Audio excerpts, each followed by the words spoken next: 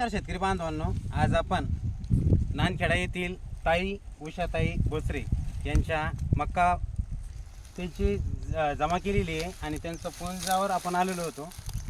ताई नमस्कार. तुमचं नाव सांगा. उषा गजानन बोचरे. नांदखेडा या गावातील उषाताई गजानन भोसरे यांनी मक्का तुम्ही कोणती लावली होती?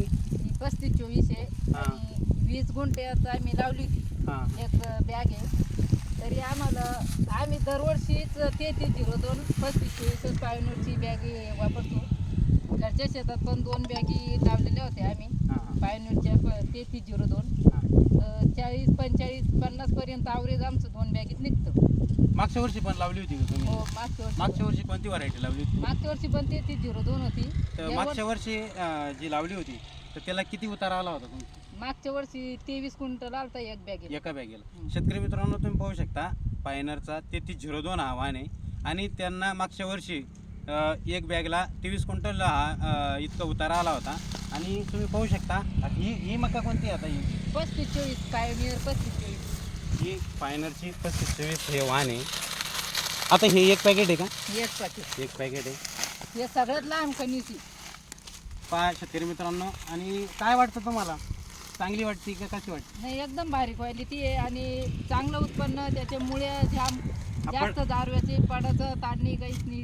शेतकरी एकदम मित्रांनो, ॲव्हरेजला चांगली. तुम्ही काही बोलल्या पहा. आता सर्वसामान्य शेतकऱ्याच्या लक्ष येत नाही यावर्षी इतका पाऊस झाला आणि इतका पाऊस झाल्याच्या नंतर पण हे मका कुठं पडली नाही.